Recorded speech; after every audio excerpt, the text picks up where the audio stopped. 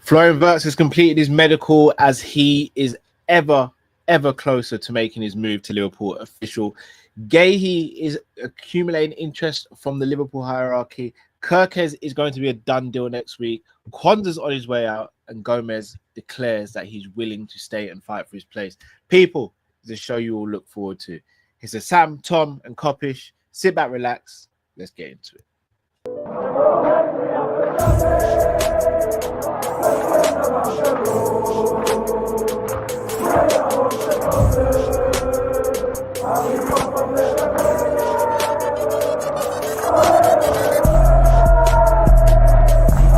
Shout out to Kopish. Shout out to Kopish, guys. All the good work. The two legends, Emil Heskey, Howard Gell.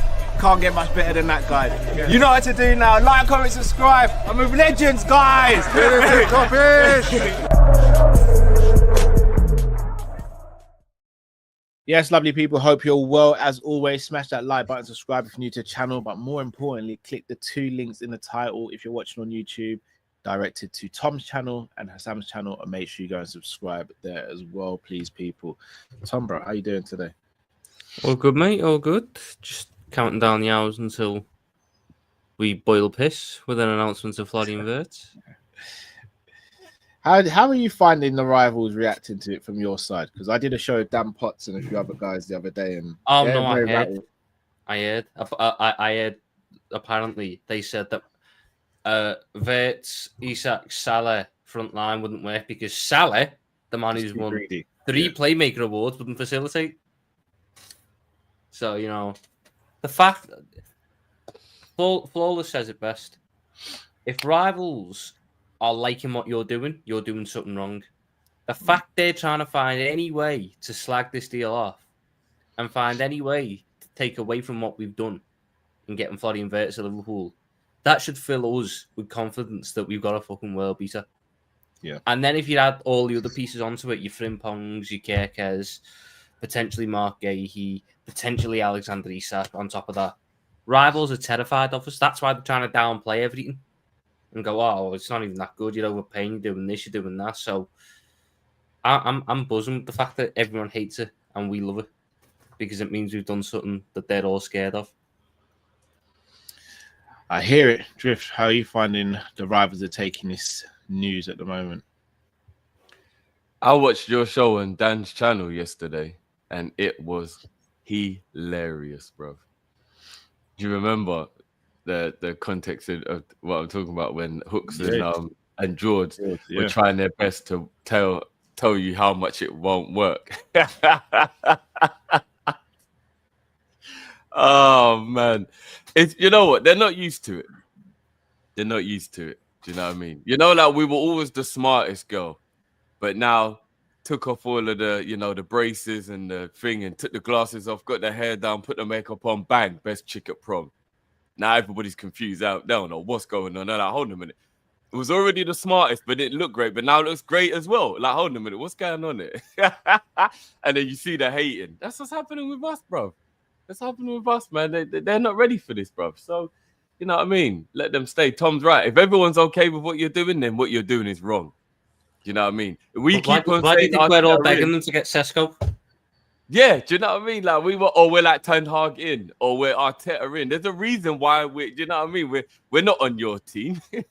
We want them to be here because then we know you're gonna be crap. Do you know what I'm saying? We've never been saying Pep in.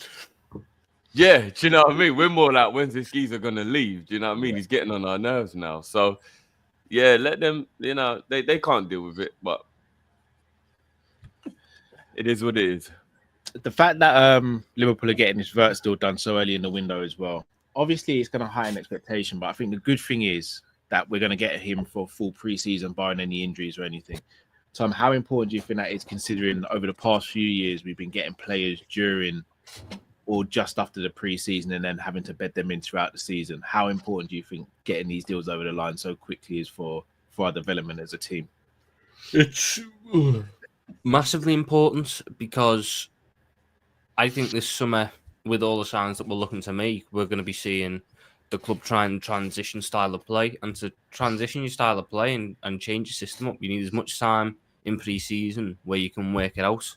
So getting a lot of these key players who are going to be pieces that are going to be changing the setup, you need to give them as much time as possible to figure it out. That's what I think we're trying to get done here. So I do think that the Wirtz deal it's only been done as quick as it has been because the other clubs that wanted them were trying to get him for Club World Cup. So we kind of had to jump in a bit early there or miss the boat. Whereas other deals, that there's no Club World Cup going on at that point, so they'll take a bit more time. But I'm glad he's in. I'm glad he's going to get a full pre-season, injury permitting. Hopefully you haven't just cursed the man's fitness like you do with so many other players. But we'll leave that for now. Wow. I told you the brother is actually dead. The curse is dead, bro. No, your transfer curse is dead. I don't know the injury curse is dead. That's poor Stefan Bajcetic doesn't have a hamstring now because someone said he was going to be good in pre-season. Do you know what? I'm not going to lie to you. There's an argument to say that curse or part of the curse isn't dead. I'd like to think it is, though. Let's not test it yet. Let's not. Wow. Nothing like having some faith, eh? Drift, in terms of Florian Wirtz, we've spoken about him at length and just how good he is as a player. Is this FSG's best signing? I know he's still got to play for the club and everything, but in terms of statement and everything else, is this FSG's best signing since they've been at the club? That would only depend on how you look at it, bro.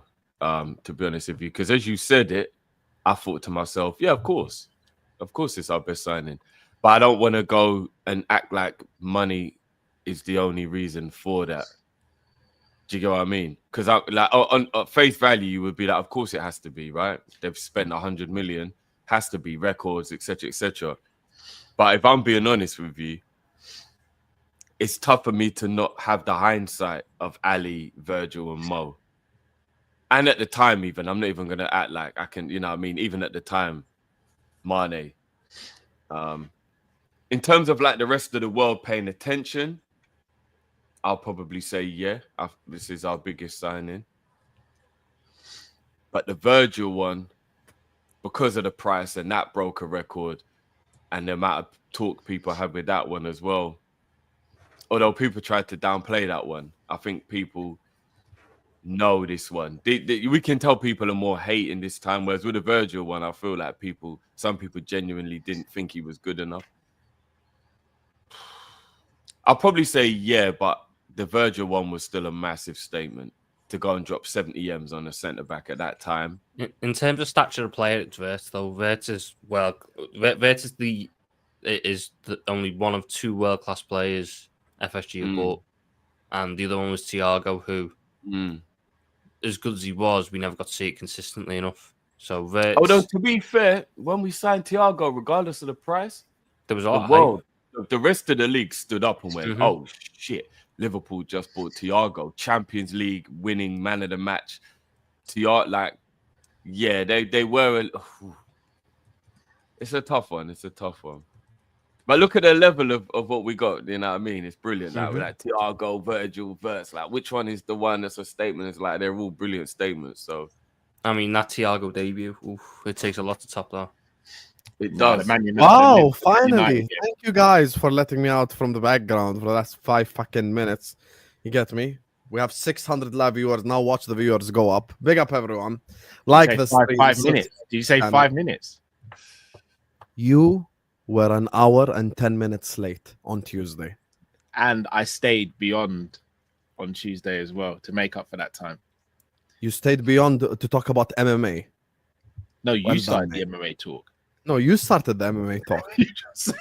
You're such a gaslighter. That's why your beard won't grow. Coming from Sam is mental, by the way. Stop gaslighting and your beard will grow normally. Someone like yourself, Sam, calling someone else a gaslighter is crazy in 2025. By the way, genuinely, you're the biggest gaslighter here. By far. Why am I the biggest gaslighter? You're the biggest gaslighter out of us 5. I'll take second place, but you're the biggest gaslighter. Why am I the biggest gaslighter? Because you're the one that does devil's advocate every stream. I haven't mentioned devil's advocate for a while. That's by definition gaslighting, because you're trying to be different to create a conversation. Gaslighting. No. I just asked the questions that the people want to know the answer. Who's the people? The audience. The audience Can we don't wanna just ask get that on for question. one show, people? Just for one show, can we just get on? Swift, It's Florian Sam, Friday, Swift, guys. Swift, Can we I just think get on I for think one you should day? know by now. This show never ends up being football talk for 2 hours. It doesn't, for real. True. It doesn't. It You're really lucky if you're doesn't. getting out of it. That's because That is very, very true. It's because he gaslights. It's supposed to be. It's meant to be Florian Friday, guys. And then what? Maybe Milos Monday. Maybe we'll see how that one goes. You know what I'm saying? Apparently, But- it's Milos Tuesday. yeah, I know. That's what I'm saying. Apparently, it's Milos Saturday, the way he's twerking. Love it. It is wrong though. I'm not gonna lie. I know he's coming to Liverpool, but it is wrong the way Kerkez has been acting. If I was a Bournemouth fan, I'll be livid that he's literally talking about Liverpool and signing shirts, and there ain't even nothing official yet. Like it is. Can I wrong. tell you We why it's can't- not we wrong? Can't be hypocrites. I will be a hypocrite because Come on, bro. We football can't. fans are allowed Come to on. be We can't be no, gaslighting football and fans are allowed to hypocrites. be hypocrites. We're allowed to be hypocrites. This is It's wild just toxic, bro. yeah, the definition of football fans is hypocrisy. You know, like people. You laughed at Timo Werner and you back Darwin Núñez. That's hypocrisy. You're allowed to be a hypocrite. Oh, It's okay. How the hell is that even comparative? bro. Completely comparable. Completely comparable. How is that? The- What has Timo Werner ever done? That Let me was step even out of line remotely for that good? shot. What are you talking about, bro? Listen, What are you talking See, about? Sam just went like the same. this. it's the same thing. You got to be. Yeah. No, I what on don't- earth are you talking You about, mocked bro? Chelsea for Timo Werner and you back Darwin Because Núñez. Timo That's Werner was the biggest waste of time. Bro, he's so crap. He's on Tottenham's So was bench. Darwin No one Núñez. even knows who he is. No one It's the even same thing. remembers he played for Tottenham, bro. What are we doing? Literally same thing with Darwin. Same exact. No, it isn't. Darwin has had many important moments for Liverpool. Don't do that, Hassam. I know you don't Timo like Werner got the Now assist you're in the gaslighting Champions League me, bro. final. Now you're gaslighting me. You're doing it again, bro. Timo Werner was part of a Champions League winning team. He's still shit. It doesn't change the fact. All right. Point is, it's okay for football fans to be hypocrites because no, we're Liverpool it's football. not okay. We accept this what we do, but it's not okay. So we have to hold the same energy, bro. No, of what course he's not. doing at Bournemouth, what he's doing when he's still a Bournemouth player, is wrong. It is wrong. He shouldn't be signing Liverpool shirts when he's a Bournemouth player, bro. Come on, we can't be naive to it. Come on, bro, we can't. The reason why he should be signing Liverpool shirts is because we're fucking massive. That's why he should be signing Liverpool shirts, because we're massive. We are massive, known around the universe, known around the planet. We are the biggest club in England. We are Premier League champions, 6-time Champions League winner. If Kerkez want to sign a shirt, let him sign a shirt. Let him sign anything he wants, because we are that guy. We have that pull. We are Liverpool Football Club. We're the biggest club in England. We're finally acting like it in the transfer window. And if Kerkez want to sign anything, let him sign whatever he wants. If a man signing the Real Madrid shirts last summer, what? were you okay with Trent signing Real Madrid shirts last summer? Listen, man, that's a different show. Trent is now a Madrid player. You get me? I was just asking hear a it. question. This is not the European show. But anyway, we're allowed to be hypocrites as football fans. It's nothing wrong with that. I don't disagree, but I think self-awareness is important. You wanted Mason Mount. I don't know. I don't know. I did. it's wrong. But it is what it is. Yes, I Sam did in the same way you wanted Jose Mourinho instead of Arne Ooh. Slot. Check Ooh, Corey. we're going back there Yeah, again. you wanted Sergio Ramos. You want to check the Corey.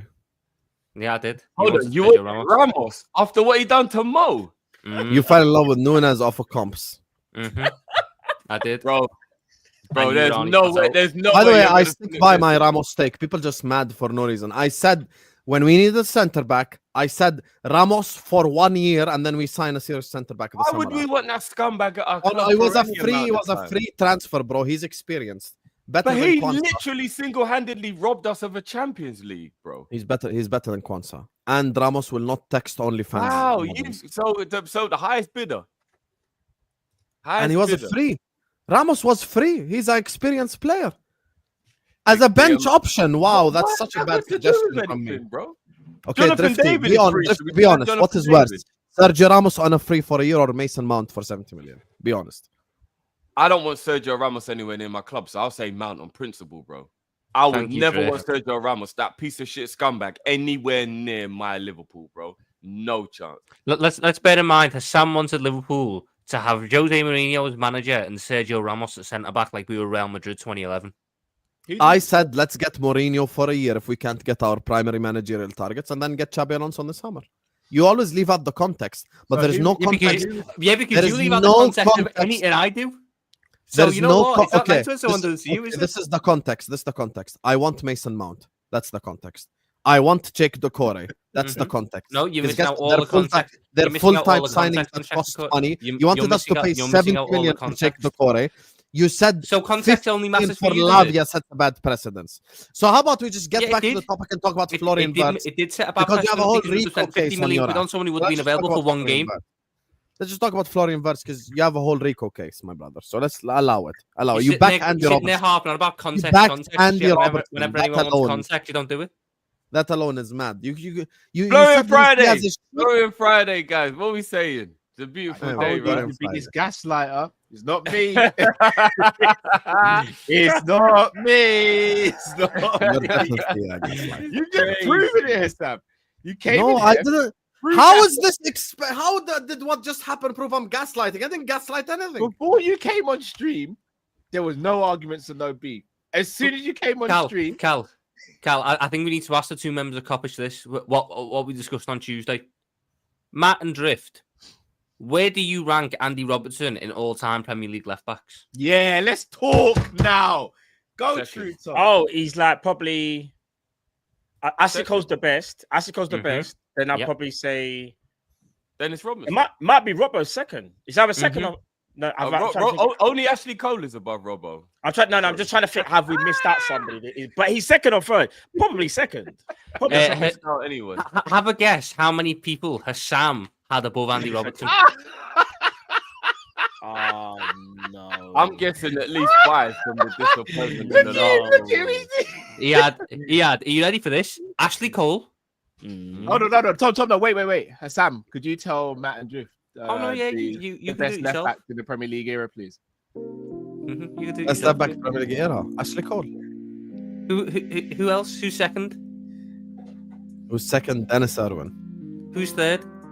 Patrice Evra. Who's fourth?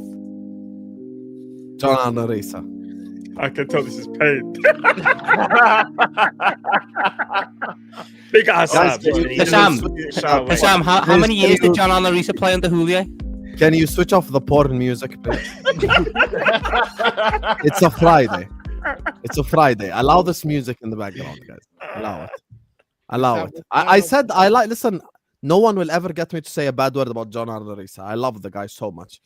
It That's not can be great. just nostalgia I fair. think that's more preference, though, Sam. I think that's probably more preference. But if you're talking about who's more complete, what it was, Riise was amazing going forward, and he was suspect defensively. But I would say overall, Robertson obviously is a better like left back. But you're probably going with your preference, who you prefer Yeah. as a left back. That's a different conversation. And Matt, can I ask you an honest question? Put Riise, because this guy was a seaman when Riise was playing. All three of you. Oh yeah. Be 1 second, Tom. Let me ask the question, and then you was can- I you was can I a lean seaman back during and the get 1 me. year he apparently played under Put- Julio when he played 3? Put John Arne Riise in the Klopp system. How many assists does he get? How many Not goals many, does 'cause he he get? wasn't good at assisting. No. He would get a good amount, but I don't think he'd get more than Robbo did. No, but what he would do, what he would do though, he would definitely get goals. That's what. Yeah, he would. Yeah, he would. Even if he doesn't get the same amount of assists, he's getting Me goals. and Tom both agreed with. Who's better defensively at Riise and Robbo? Have who? Robbo Riise and Robbo. every day of the week. it's Robbo. Robert's better defensively. Yeah, Robertson's better defensively. I acknowledge that too. But Riise is better going forward though. That's not even a Oh, debate. yeah. He is. Yeah. Okay, No, there I you go don't think then. he's better Thank going you. forward. I just think he's more. I think he's a better goal scorer. But I don't think he was better going forward. No, No, let's no, not no, do no, that. no, Let's no, not, no, please. Robertson has please. got the second most assists in Premier League history from defenders. Riise How is does a that great. mean That's Riise great. was better Wait than there. going Wait forward? there. better Wait dribbler there. of the ball for a start. Riise played left midfield and got about 10 goals because he's that good going forward. And you're going to try and He's more of a goal threat because he's got a better Riise- shot on him. you know what I'm going to do? He's better at dribbling as well, Drift. Drifty, put that in the club dribbling system. isn't about whether he's better at attacking or not. Dribbling is a whole different. No. Who's Riise wasn't like beating people with skills and stuff. No, Like, wait. yeah, he was Who's a the better best dribbler. wait. Champions Who's League. the No, best no, Riise would kick it past people and run No, onto he it. He weren't No, dubbing people no, up wait. with skills. No, all right, I'll give you two No, examples right now. hold on, Cal. No, I need to say wait. No, something. hold on, Tom. Chelsea semi-final 2005 Champions League semi-final. He nutmegs the player on the left-hand side, passes to Gerrard. Gerrard flicks it over for Barros to get the. I've seen the Robbo penalty. do nutmegs. Okay. When? Who's Robbo nutmegged? I remembered. I'm not gonna try and remember the exact moment in the game in a minute. I've seen Robbo. I've seen him get to the byline and nutmeg somebody and then put it across. League Cup. Torres gets a hat trick against Reading. Riise gets one of the assists because he nutmegs the player and then passes it on the plate for Torres. You're not talking about beating people with dribbling skills, though. If you let me finish, I will. If you let me finish, I will. I think, if I'm not mistaken, his first goal against Everton, he dribbles past two players, weaving in and out, and then slots it bottom corner. He's hands down. It's not even a debate who's a better dribbler out of Riise and Robbo. It's not even a debate. No one said that at all. I've never said he's not a better dribbler. I said so. What are we arguing about? Dribbling doesn't mean you're better at attacking. You said he's more of a threat going forward. What? Because he's better at dribbling. More of a threat means what your overall worry is as a player playing against you. And I think you're just as worried about Robbo with his amazing ability to cross the ball and assist, why he's the second highest assister in Premier League history for defenders. Because if you look at the GA, Robertson pisses on Riise. So how can we then go Riise's more of an attacking threat when Robbo actually has got better stats? Wait. Oh, but then we keep semantics. We keep moving. No. You just said Robbo's better or just as good as Riise going forward. Who's got a better shot? Riise. No, I said from an attacking point of view. Let's go for it, Carl. Let's go for it. From an attacking point of view, who's got a better shot? Riise. Who's better at dribbling? Riise. Who's got a better final pass? Not cross, final pass. Robbo. Riise. No, you're just saying that for the sake of it. Where's the evidence? Where's Robbo's got more assists? How can you say he's got a better final pass and Robbo's got more assists? That literally is a contradiction of the All right, saying. cool. If that's the case, then Robbo's better than David Silva in them, man, because he's got more assists. Got more assists than Hazard. No, because now we're completely removing all context and normality. This wasn't even the point I wanted to get at with the Sam's list. They don't play the same because all of a sudden, Tom, guess what? It's not that crazy of an opinion because I watched it. Because it is. Because Andy Robertson is the best left back behind Ashley Cole the Premier League's ever seen. In your opinion, that's not factual. For a pure stone cold fact. Thank you. I'm not putting United players above Andy Robertson. You know, whenever any of us suggest that United player, you know, whenever any of us suggest a United player could be potentially above a Liverpool player, Mr. fucking Righteous over to my left here goes, "Oh my God, how dare you say that? I'm more." You're comparing Gerrard to Robertson. He's put two. You're comparing Gerrard to Robertson, you Jedi. This is why you're from the Wirral and you don't have a purple I'm not doing pen. any of that. I'm not letting you're from the Wirral.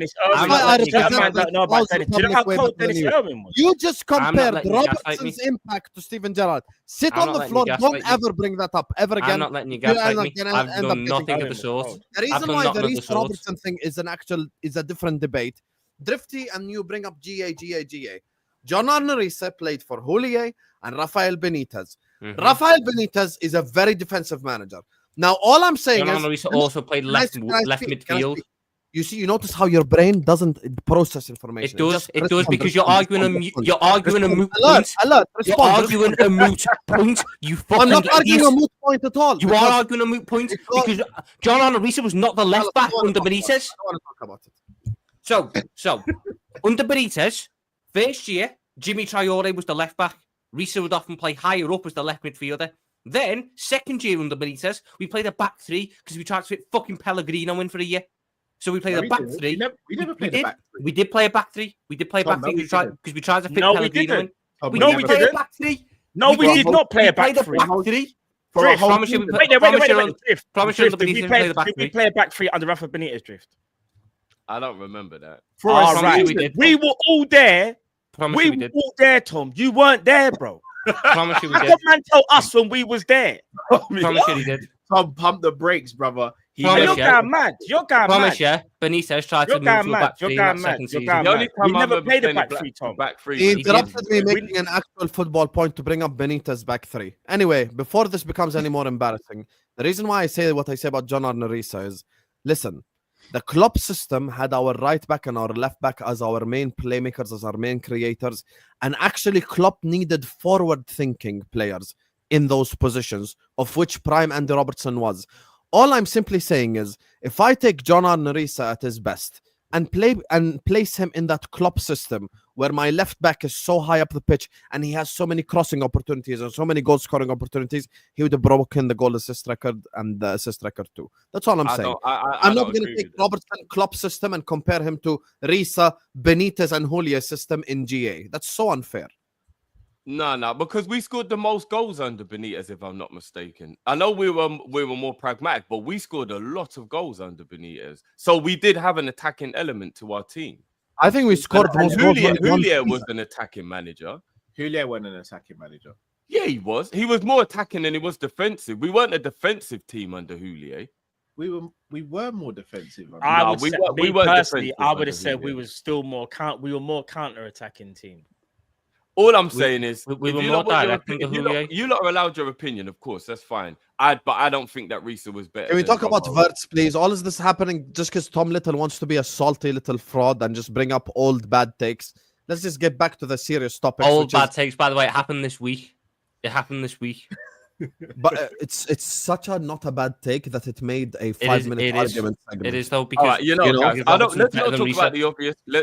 Let's talk about something that's a little less obvious. We don't know what Tom and Hassam think of this. So this Guehi stuff is really heating up now. This morning we're waking up. This is gonna happen. I genuinely think they're saying as soon as Kwanzaa's out of the Euros, then it will just get done. Like, you know what I mean? It's just because he's at the tournament right now. They might go out tomorrow. England play Spain. I think England are going to be out. So that means that this can start moving very quickly. You know what I mean? This Kwanzaa stuff. So, guys, by Monday, we might actually already have a Guehi on his way to Liverpool. Like, do you know what I mean? Like, I don't think this is going to take long to move. He's got 1 year left. Crystal Palace would rather make money than not. You know the player wants to move. The only thing that I find a little bit strange, and Matt ain't going to like this one at all, more so than anyone. I saw a tweet today.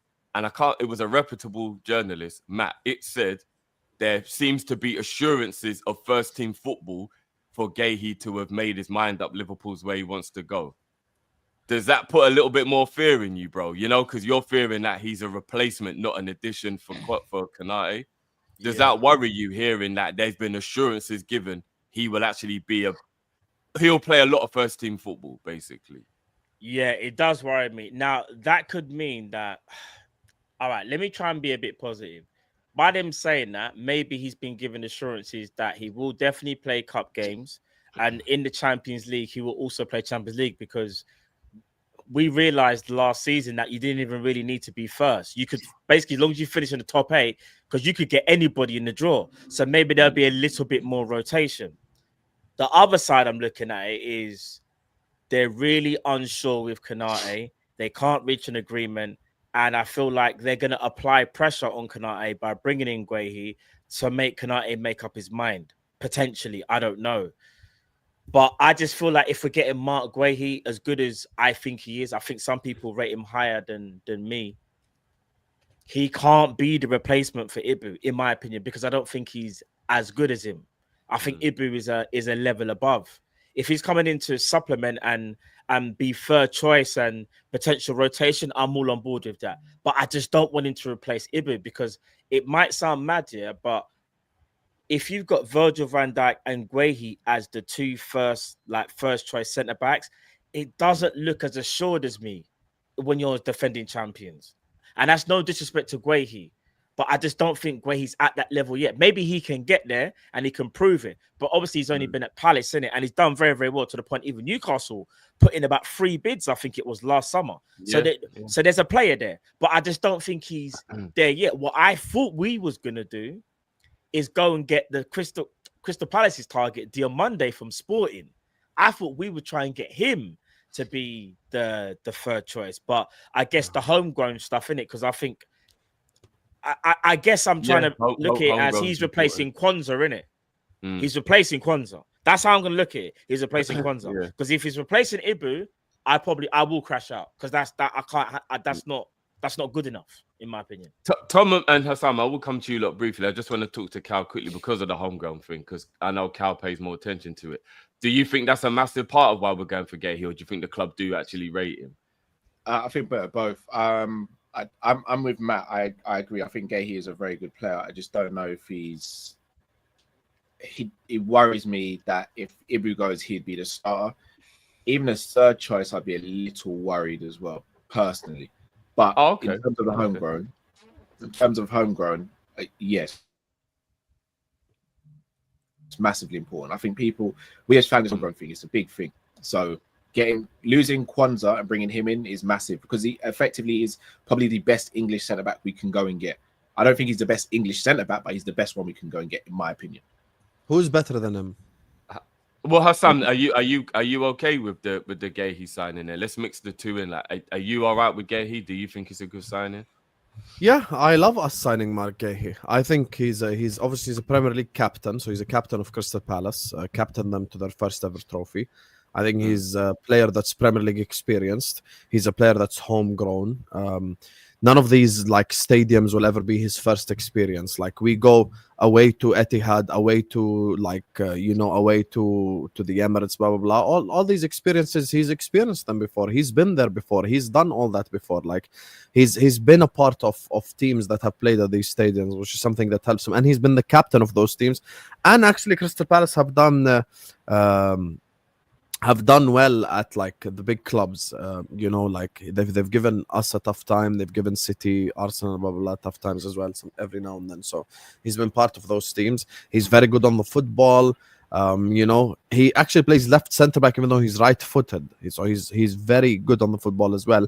And this is something that Ferguson used to do back in the day. Sometimes, listen, you just need players who know the league, who understand the league. You want to go back to back. It's something smart. Now, I understand there is a difference between replacing Konate and being third choice. I understand that. But I do believe that if Konate does leave with Kwanzaa gone, there will be another centre-back then, because it has to be 4 centre-backs minimum. So I don't think it's just going to be Mark Guehi. So I'm going to wait and see who is the 4th person. Now, sometimes the person you hate the most brings up a good point. And yesterday he brought up a good point, which is I would rather sell Konate for nothing next summer and retain this Premier League than sell him for 40 million right now, because that 40 million makes no difference to me if I win the league. If Liverpool Football Club are capable of going back to back, if Liverpool Football Club, because of keeping Konate, we can go win the Champions League, then I would much rather keep Konate for a year and lose him on a free. Just make sure this never happens again, type thing. That's the only thing we could do. Just make sure now with Edwards and Hughes in charge that this will not happen ever again. And that's my point. Now, the good thing for us, and this is something that like is very reassuring for everyone listening, and this is just the truth about, how great Virgil van Dijk is. I think every single centre-back I've seen looks good next to Virgil van Dijk because he's next to Virgil van Dijk. Joe Gomez was the best English centre-back when he played next to Virgil van Dijk. Joel Matip was the best free signing ever when he played next to Virgil van Dijk. Lovren looked like a half-decent defender next to Van Dijk. Kwanzaa looked like he forgot about OnlyFans next to Van Dijk. Everyone is good next to Van Dijk. That's just the truth. So if I bring a Premier League captain, a player that is used to this league, and by the way, played in the Euros as well, so let's keep this in mind. So he was surrounded by big players before, like Jude and Foden and blah, blah, blah, and got to the final of the Euros and was England's best defender probably that whole competition. I'm sorry, I'm not pushing all of that to the side. Because if his name was Marquinhos Guehi and he was Brazilian, you get me? Everyone would be like, oh, wow, this is the perfect Konate replacement. Because his name is Mark, you get me? People are just mad at it. I love Mark Guehi. And here's the key factor for me. Konate is very injury prone. We all know this. This is just typical Konate. He played 10 games in a row, first time ever this season. Let's say he has just come off an injury-free season, though, bro. Fair. Yeah, let's say Daniel Sturridge gave us an injury-free season once, and I've got to play hypothetically City at home and then like Chelsea away, right? Let's say Konate is out for those 2 games. If I bring in Guehi for those 2 games, are any of you going like, "Oh shit, Mark Guehi has to play"? No. Like I'm happy with Guehi. I'm really happy. I'm happy with him. The one reservation I have with the Guehi signing is, and not necessarily just the Guehi. I think we need 5 centre backs. I've spoken about this. But the one reservation I have with the Guehi signing is because of how teams play against us. In terms of a lot of teams will try and go long. A lot of times teams will try and do the aerial thing with a target man and all those things. I do wonder, will Guehi be able to deal with that? Because it's very different defending for Crystal Palace than it is defending for Liverpool, in my opinion. Even defending for England, because England play a very deep line and they play with 3 centre backs. Liverpool don't do that. Liverpool rely on their centre backs to win one-on-one duels, whether that be on the ground or in the air, and also they do a lot of sprinting back towards their own goal to recover the ball as well. I don't know if he's ready to do that at a level that is required to win the league and the Champions League. I think he is. I've been a big fan of Guehi for a couple of years at Palace. I've always thought there was a really good centre back there. The fact that you can get him when he's in the last year of his deal is brilliant, because for once we're taking advantage of another player having a shit contract situation rather than it's just always being us getting taken advantage of. In terms of the playtime thing, Liverpool Football Club hope and aim to be playing 60 games next year if they go far in all competitions. We're going to need to rotate those centre-backs. Virgil van Dijk should be playing at most 45 games a season, at an absolute most, especially at this point in his career. Ibu Kanate cannot get through that many games. Mark Guehi, the biggest advantage I can give with Mark Guehi, and it's what we haven't had. I don't even think we necessarily had it in 21-22, but we got by with it. None of our centre-backs outside of Van Dijk want to play on the left. They all want to play on the right. They're all a lot more comfortable on the right. Mark Guehi's perfectly fine on the left. So he now gives me the option to take Van Dijk out for a game or two and know that I've got an option to come in who is comfortable playing off the left. I won't sit there and panic about, oh my God, I can't shape my body up correctly. He's really two-footed. He wins his duels. Aerially, he's nowhere near as bad as it gets made out to be. Everyone makes out that he can't win anything in the air, but Ibu Kanate is this monster in the air. Ibu Kanate is great in the air, and he only wins 0.4 more aerial duels per 90. Guehi wins the aerial duels when he's put up against them. Now, albeit Guehi at times is going up against wingers because he defends wide channels, which is a good advantage, though, because if we're pushing fullbacks high up, we're going to have to tell our centre-backs, I need you covering wide again, because there will be points where you're exposed. So getting another good channel defender is a real positive. If he comes in as the Kanate replacement, I'm not buzzing. I'm not very happy. I do think he's good, but I'm not very happy. If he comes in as the third choice and Ibu signs on, it's a mega deal. But I'm just dead happy with him coming in. He's 20. Can I ask Cam a question? Just sorry, Hassan, I've got to say, before I forget, Hassan, just quickly, because it was about actually your point as well. So you made the point, yeah, that everybody looks a lot better next to Virgil van Dijk, and rightly so, right? He's the best defender in the world. My thing is this, though. I also feel like we even underrate our other centre-backs, because the right-back who's just left used to always leave us exposed. So all the times that right-sided centre-back had way more to do, whether that was Gomez, whether that was Matip, whether that's Ibu. There is now a new saying. I said it the other day. Tom used it. This is perfect timing. Channel defending. There was none of this channel defending until the other day, when people actually started to realize our centre-backs have been overworked on that right-hand side because Trent never wanted to defend. He didn't have the appetite to get back. So every minute the defender's running out to the right back side, and now it's channel defending. What I'm saying is this, yeah. Gomez, Matip, and Ibu are all, in my opinion, great defenders and could also play without Virgil van Dijk. I think there's also this notion, because Van Dijk is present. So much. Now, hear me out. We're moving like Van Dijk doesn't even have bad games when he actually does and gets bailed out at times by his partners. Van Dijk is still the greatest. We're not. I'm not saying that, but I do think we're not appreciating the other centre backs have to do way more than what he does. You have Andy Robertson in his prime, was the perfect left back for Virgil, the perfect crime partner, because Robertson had the IQ of knowing when to defend, when to sit back, when to go forward. That right-hand side that we used to have with Trent Alexander-Arnold, it got even worse, especially when he was given 2 jobs to do, when he had to invert. Our right-sided centre-back had to do more, because when we got caught, the right-sided centre-back's having to now cover that right-hand side. And obviously, even Salah as well. As much as we love King Mo, Mo's defensive responsibilities have gotten less and less and less over the years. Not saying Mo doesn't defend, but if we're going to be honest, that right-hand side has always been vulnerable for counter-attacks and for people picking up on Trent and going, we're going to attack him today, we're going to attack him today. Look how many times Doku got past Trent, Ibis having to go out wide. Look how many times Semenyo got past Trent, Ibis having to go out wide. Come on, let's not act like that doesn't happen. Everything you're saying is right. Everything you're saying is right, bro. But I'm that massively, confused what this the point doesn't. is. Nothing says nothing. All of a sudden, it's Virgil makes them all better. I want to see Virgil.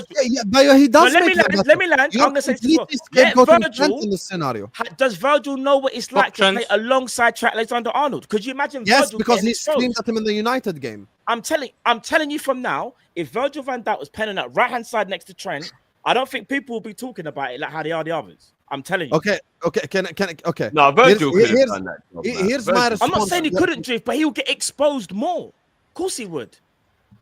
No, but he wouldn't get exposed to the point where he'd look bad. Any centre back you put there is going to get exposed more. So what? Yeah. So I'm just trying to like everything you're saying. That's what I'm saying. I understand what you're saying. So what is your point? That you just think the right-sided centre backs don't get enough credit? Is that what? Yeah. No, that is exactly my point. Because I know I'm not disagreeing with Hassam, but I also feel like we're not appreciating the right-sided centre backs. Can I tell you why you're wrong now objectively? Can I tell you why you're wrong objectively? I'll tell you objectively why you're wrong. Yeah, because every time a combination of centre backs that are not Van Dijk played with each other, they looked significantly worse. Every time, by the way, no scapegoating. I'm not bringing up one singular guy. Because when Gomez and Matip played with each other, they looked worse. When Gomez and Konate played with each other, they looked worse. When Konate and Matip played with each other, they looked worse. I remember the game that we played against Benfica at Anfield. The reason why we signed Donkey Kong, Van Dijk didn't even play that game. We played Konate and who was his partner? Was it Gomez or Matip? Matip was his partner. We conceded 3 goals at Anfield in that game because Virgil van Dijk was not playing. This is not. This is not a point against Konate. I'm simply saying Van Dijk's presence and leadership and the way that he leads the back line helps take this very good centre back and make him look unbelievable, not just very good. Now, all I'm simply pointing out is when you remove Virgil van Dijk from the equation and make any combination you want, including this year, by the way, Quansah, Gomez, Konate, Quansah, whatever it is, the combination doesn't look as good because the leadership is gone. All I'm simply saying is now you take Van Dijk, I agree with that. You put Van Dijk next to Guehi with his experience, with his leadership, with his experience in the Euros, blah, blah, blah. Guehi would look phenomenal next to Virgil van Dijk. Now, the thing that I wanted to bring up to Callum, because this is even more important than us, like the right centre-back thing, we can agree to disagree. I don't think it's that bad of a debate or anything. But here's the thing with Callum. So Callum said he doesn't want Mark Guehi to replace Konate. And Matt said the same thing. Yeah. So now I ask you all a question. Out of all available... Fucking hell, I'm about to sound like a real top red right now. I can't believe the world has gone full circle. Go on, embrace the dark side. Okay, I'll never be part of the dark side. Now, here's the thing, Callum and Matt. Out of all available centre backs on the market right now, who would you use to replace Ibrahima Konate? Honestly, no, just in general. No, available in the world. Yeah, just available centre backs. My first choice would be Diomande from Sporting. I think stylist. Yeah, I know. I think because I'm trying to look at stylistically something that's comparable because he's tall, athletic, quick, can read the game well. He's aggressive, good ball playing centre back as well. The only one I found out who I had a semblance of, you know what, maybe, but it'd be I'd have major reservations is Romero from Tottenham. If he's really throwing his toys out the pram, he's the only one who I'm looking at going, ooh, maybe. And you want to know why I asked you both that question? Callum, who's your answer? Is it also Diomande? I like Diomande. I like Lukeba. Okay. Obviously, Schlotterbeck's injured. He'd be another one. Okay. I like Bradbury, but I don't think he'd be available to us. And obviously, Bastoni would be the other one. If we're going, by the way, Bastoni is dream centre back signing, and I know I speak for all 5 of us. We all want him at Liverpool. He's fantastic signing. Unfortunately, it's not going to happen. So let's just ignore the Bastoni thing. Out of all the players that you mentioned, give me an objective reason why any of their systems at their football club make them better for Liverpool, or why they're better than Mark Guehi to begin with. Anyone you just mentioned. Why is Diomande better than? Yeah, why is Diomande better than Guehi? Diomande's playing style is kind of similar to Ibu's. And when it comes to Mark Guehi, Mark Guehi plays in a back 3. So therefore, there's a little bit of security as well from the right back or the wing back. Yeah, Mark Guehi, for me, at times I've seen it. Not saying he gets bullied, but there's times when I look at him and go, looks a bit unsteady because Mark Guehi is good on the ball, but he does have his moments where he can be a little bit iffy. Sporting Lisbon conceded 5 to Arsenal. No, I know. Diomande got bullied that day. No. Here I'm gonna say it happens to everybody. But remember, obviously Diomande is younger. But I'm saying Diomande, there's more of a stature there. I see less with Diomande actually getting bullied, and maybe it's true because Diomande also plays in the back three. No. What I was gonna say is this though. I've seen Diomande play for his country. That's not in the back three though. Mark Guehi plays in the back three. Period. Plays for his country in the back three. England didn't play a back three in the Euros.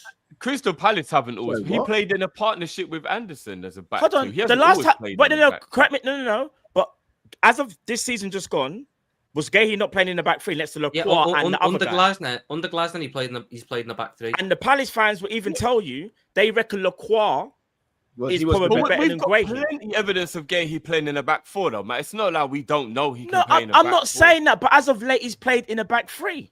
Yeah, But but I don't mean, forget how to that's play in the back because four. That's because he's No, versatile. but he's just answering Hassam's question. If Hassam's asking the question, what constitutes the other players in their systems being ready for Liverpool, then I think it's fair to say the same about Guehi when he hasn't played in the back four for a sustained period of time. We're not saying He played a back four more in his career than Diomande. Then you're missing the point. We're not saying he can't play in the back four. We've seen it.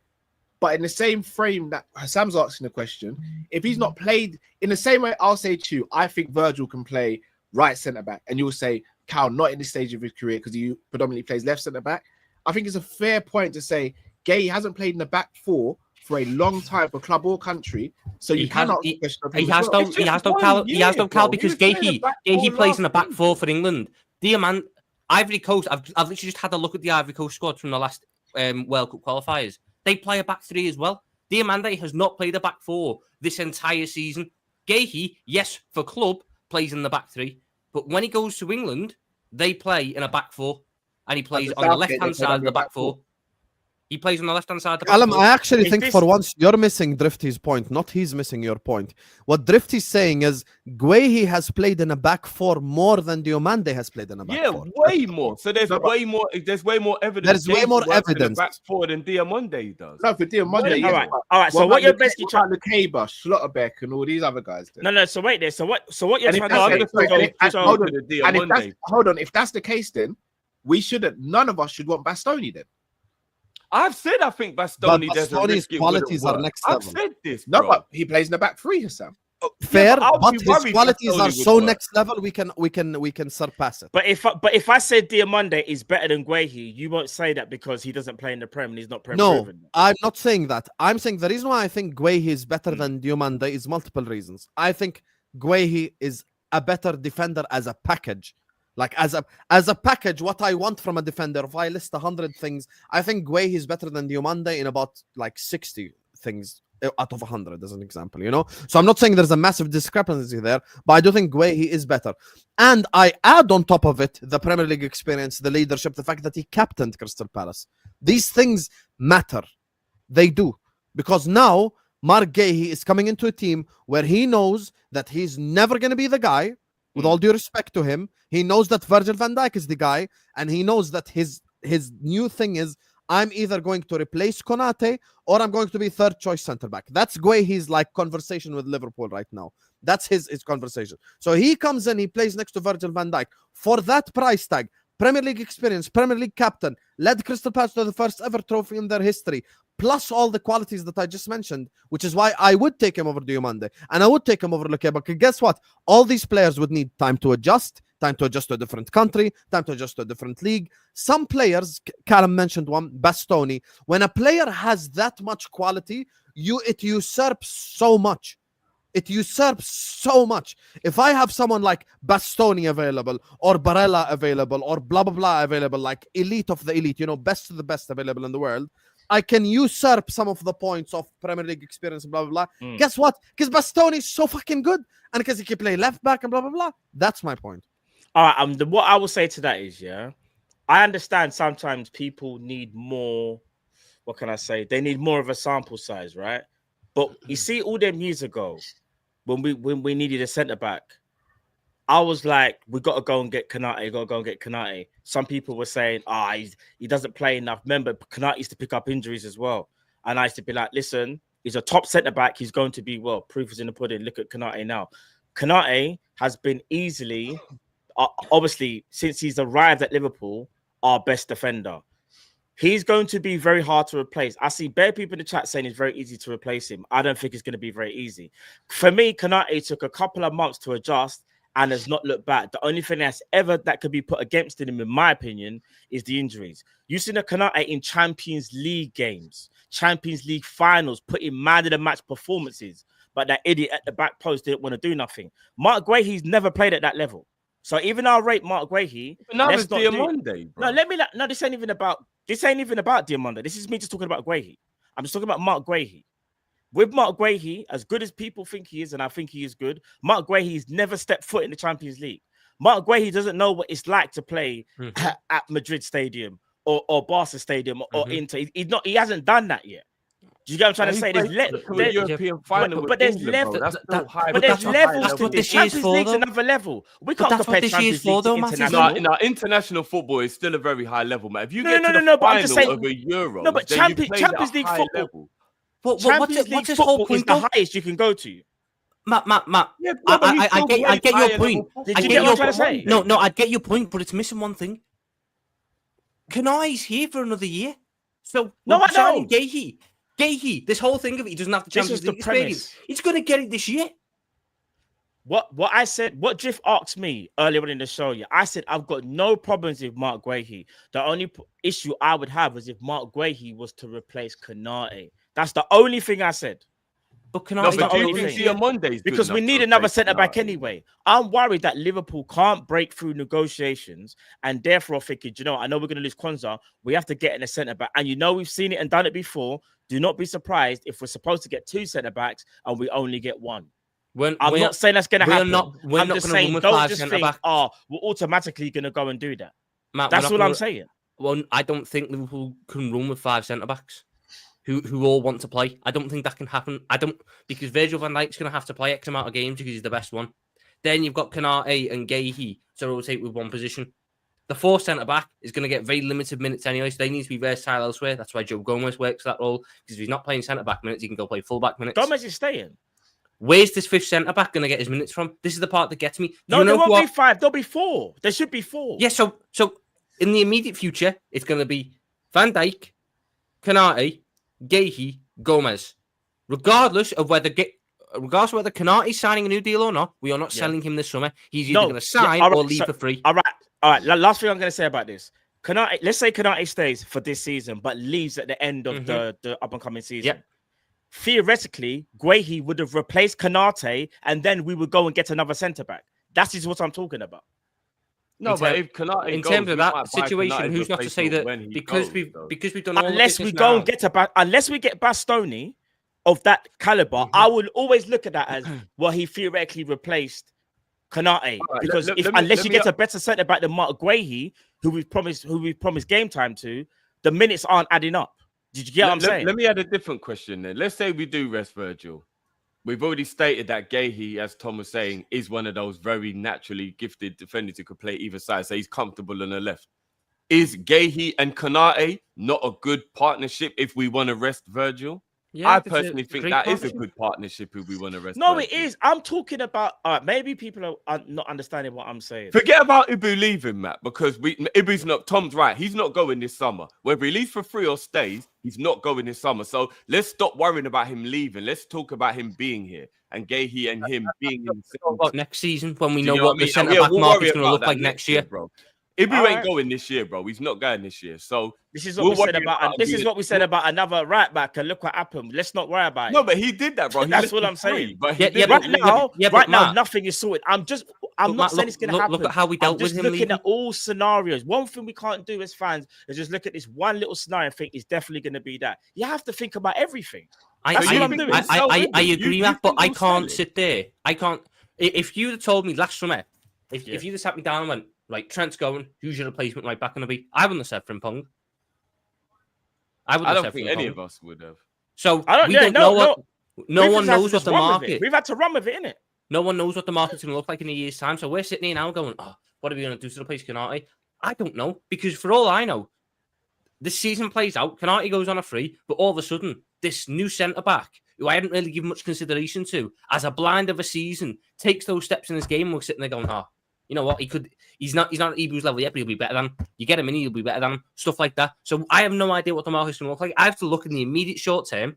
Liverpool need 3 top centre-backs and a good 4th one. You're getting Virgil van Dijk, Ibu Konate, top centre-backs. Then I'm adding Crystal Palace's best centre-back, who led them to an FA Cup final, has been England's starting left centre-back for the past year and a half, and you're getting him in to be 3rd choice. And then, as your 4th choice, you've got Joe Gomez. And then, just to appease Callum Sanderson, your 5th choice centre-back, because he said he doesn't want to go, that can be Wataru Endo, and you can wheel him out for 1 game whenever you need your 5th choice centre-back. Can I speak on that whole 5th Nat centre-back Phillips thing? still plays for us, Tom. Everyone shuts down the whole 5th centre-back thing. Everyone His shuts down the whole... contract Hey, I thought Nat Phillips. No, Bob, he's still a Liverpool player. Everyone shuts down the whole 5th centre-back thing, which, again, I think that's programming because we believe that 1 player or 2 player have to play all the minutes or the majority of the minutes. Surely, if you have better players all rotating in the same positions, they give you a better chance of winning stuff at the end of the season, right? Because How that's can the you case. Wait. If that's the case, why do we want another centre midfielder when we've got 4 centre midfielders? What, in What do you mean? McAllister, Soboslai, Jones, and Gravenberch? We got You're 7 asking- midfielders. You're asking me why I want another one on top of No, I'm that? talking about in the pivot positions. In the pivot position. In the pivot, we've got 3. We got McAllister, 5 We've got four. actually. We've got 4. Got 4. McAllister, Gravenberch, Endo, Jones. and Jones Endo and Soboslai. Endo does not get meaning. I'm not including Endo as a part of a rotation. Endo has a role to do, which is with 10 minutes to Look at you go, you disrespecting come on Wataru pitch and you Endo. kick people. Can never be me. Endo does not start Either games. way, the majority wants 5, right? If you're including Endo as a part of it, then yes, you want 5. So why am I crazy for saying I want 5 centre backs? Because 5 as much players can play at centre back. Because we because could have midfield- Joe Gomez, as we've just established, can play across the back 4. So we're acting like 1 player can't get an injury in that whole back line. Because if a right back goes down with an injury, who covers that? Joe Gomez. Joe Gomez And still, then what still happens? does the Then job we of 4th back- choice hold on, centre back wait, and then wait. the backup right back. So what? We can't have more than 1 injury, or we You're gonna get Cal. You're gonna get injuries, but how are you gonna sell a player? No. Because the whole point I'm at here is how are you gonna sell this position? How are you gonna sell this position to the player? Because you can go and get someone like a Hatto who can play left back. Hatto was and not centre back. joining to be a 5th choice centre back. He's not. All right, cool. You know, the only thing I will say, Hatto Cal, is is that start midfield is week in, different. week to out at centre Ajax. So back. let me He's ask not you a going to question. leave that to be the 5th choice. So at to be the fair, why would- Thomas, no, he's wait, missing wait, a valid point. wait. I won't accept One 5th question. choice. I just want to ask one question. Do you expect Joe Gomez to stay fit for the whole season next season? Given his history record, and is it his history? I of his expect him to injury stay record relatively fit, yeah. based on Based on the fact that he's going to be 4th choice centre back, so he's going to be getting 4th choice minutes. like he was this season, and when he played. Well, no, got he was injured. third. No, because he was 3rd choice centre back this season, so we got He the was 3rd choice 4th. minutes. He was 3rd. Cal, he was 3rd choice because when Ibu went down after Real Madrid, who started all the games? Tom, how many games did Gomez play, and how many minutes did he play this season? I'll tell you now. I'll find the stats for you right now. And how long was Why he? are you doing that? Do you know what? Do you know why I think midfield is a little bit different to centre back though? To the point that you made, I get the logic behind what you're saying, but in midfield you have profiles of players. Figuratively speaking, centre backs are all very much doing How many the same games? job. How many games So did Joe Gomez like play? you might need a different In all- midfielder in all because you need a competitions. different profile. Centre backs are centre backs for the most How we part. They rely all on do the same how we thing. rely on Joe Gomez for a season? I'll tell you this right now, Callum. Joe Gomez got more minutes in the Premier League last season than Jarell Quansah did. I never asked about the Premier League. Who got more minutes, Tom? Who got more minutes overall? It Jarell must have been Quansah. because Okay, Because why he- was that, Tom? Drift.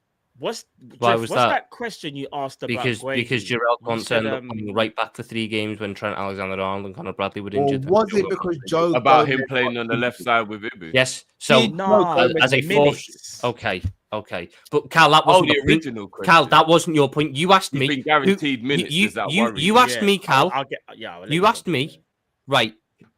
Who was 3rd choice centre back last year? And I said it was Joe Gomez because at the point in time where our 2nd choice centre back, Ibu Konate, had an extended period of time out with an injury, who became the who stepped in for him? It was Joe At that- Gomez. At that And time, when are Joe you- Gomez got injured against West Ham, Ibu Konate rushed himself back, so we didn't have to play fourth choice Jarell Quansah.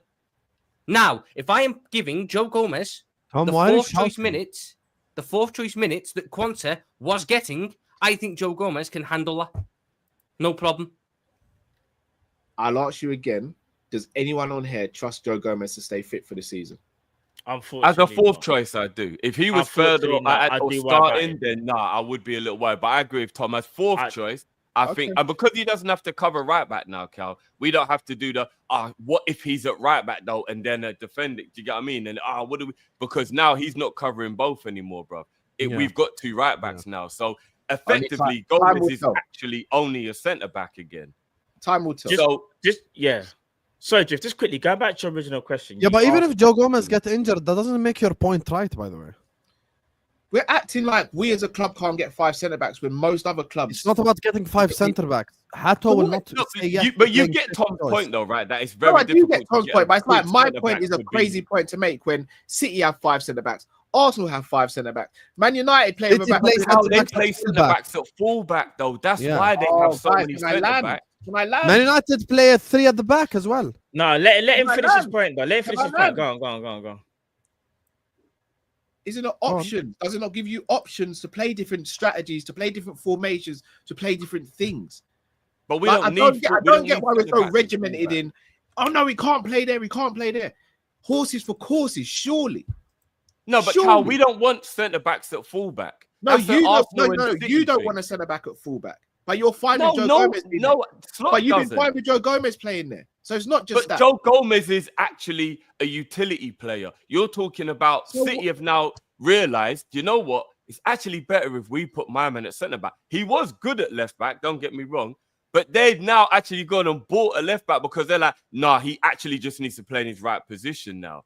And they've moved him back. You know, Gavadio will now be a centre back again. So I get what you're saying. But Arsenal and City specifically have that many centre backs to deliberately play centre backs at fullback. We don't need that. I just said Man United play with a back 3 and they've got 7 centre backs.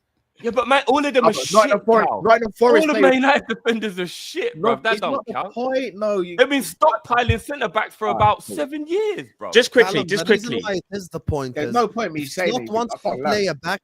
If Slot wants to play a back, let's move on. It's cool. Okay. If Slot wants to play a back 3, you would be correct. If Slot plays centre backs at fullback, you would be correct. As things stand right now, I'm gonna be very objective about this. If I pick up the phone to Ajax and go like, "Hi, Hato, come be 5th choice centre back at Liverpool," the conversation will end directly because 5th choice doesn't even get into the match day squad most of the times. You understand? Like even Premier League match day squads, just him being part of the squad, he won't even be there. Now, if your point, hear me out. If your point was Joe Gomez is very injury prone, let's get rid of Joe Gomez and then sign Hato, I'd be like, fairs. I hear your point then. We have 4 available fit centre backs. Let's cook. But as a 5th choice, Hato won't accept that. Neither will Joe Gomez because he would still want some form of game time.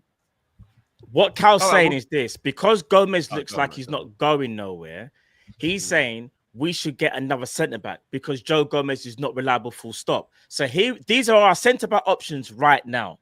Tom, you can look as baffled as you like. But you know what's crazy? Hold on, sorry, man. We won the league with 4 centre backs, but hey, how everyone wants to be striker.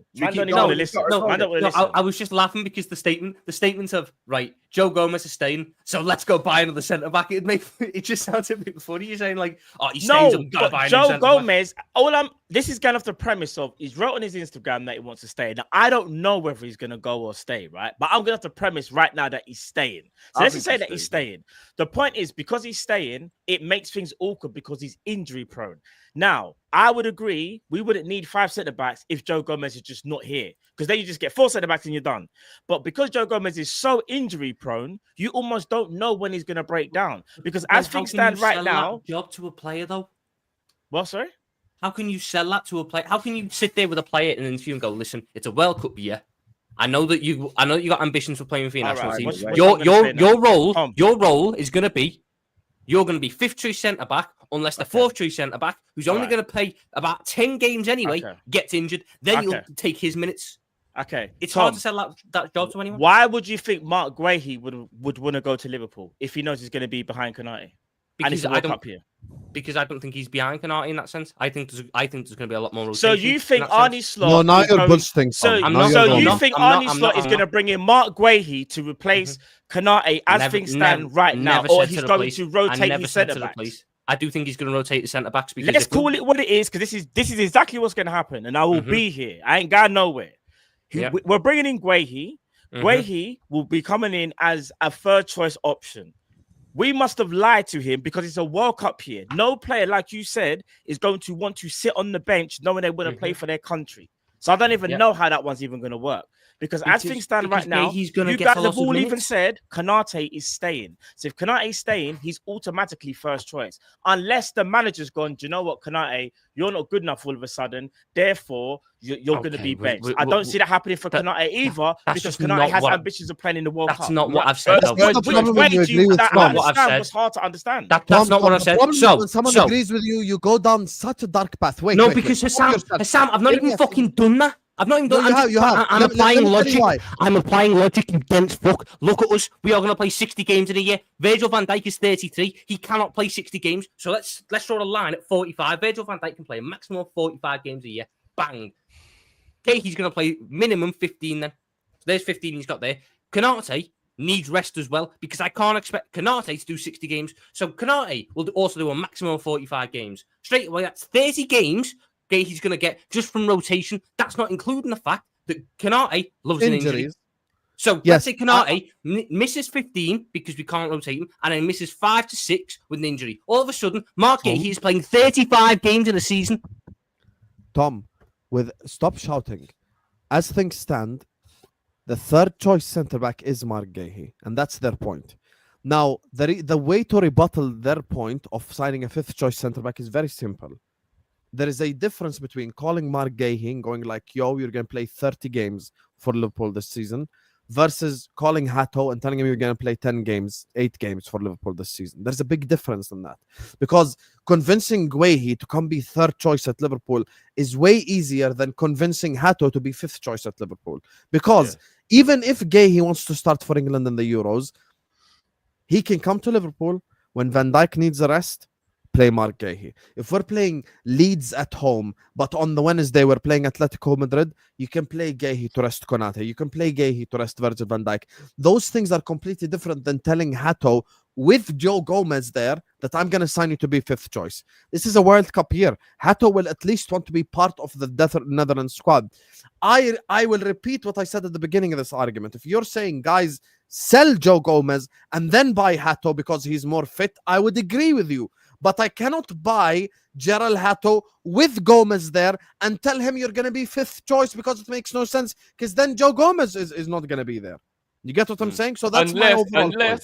Unless Robbo and Tsimikas go, and Hato knows he'll also play left back, so he'll get the minutes. Then of course, I think back it's up an left easy back. sell to Hato at that point. So it'll all depend on whether Tsimikas and Robbo go or not as well. So, you know what I mean? Like, there are, I think if both of them making leave a and point Hato's that back they at make- left you know what I back, mean? Let's then go back to Cal's original point. The fact of, let's say we are keeping Gomez and Gomez stays. So you got Gomez, you got Virgil, you got Ibu, and you got Guehi. Yeah. So you got 4 centre backs. 2 of which everyone believes are injury prone. Let's even call Gomez fifth choice. Is it still difficult to sell fourth choice to Hato? It is. It's very difficult to say, bro, you're only going to play if this happens. No, but do you get what I mean? but what Cal's saying is this though. It might be hard to convince that player, whoever that player is, But the reality is Gomez breaks down every single year, unfortunately. Konate, this has been one of his better seasons. You know, I'm a massive Konate fan, but I also fear there could be a moment in that season where, all right, there could be problems there. Now, that only leaves Guehi and Virgil. What we're saying is we don't want to be in a situation later on in the season where we've only got them 2 and all it takes is for one little knock and we're in trouble. That's why Cal was bringing up the fifth choice centre back. Cal's not trying to sit here and tell everyone how to get Hato. We just got to somehow maybe try to do something You because you can't though, Matt. we can't. Do you know? Liverpool, Tom, we never can. Do had a you know? fifth Do choice you know what we centre-back. can do? But people might not like it. We're not like it. What we might have to do potentially is sell Joe Gomez, and you get rid of the issue, and then you bring in a Hato, so you can still have your you got 4 centre backs. Now you've got 3 now that are not injury prone. You've only got the 1 right now. We kind of have 2. I don't think him going or staying matters, you know, because I don't think Joe Gomez does get injured quite a lot. I don't think the equation matters for Hato. Say, let's just use Hato as the example. Whether it's 4th or 5th, I don't think Joe Gomez staying makes it, because I don't think that Hato would think, oh, well, Joey will play, because I think we'll know the situation. Right back, we're covered though, Drift. We've got so Bradley, even no, but that's what I'm saying. So even left back, we're 4th covered. choice. So Gomez kind of.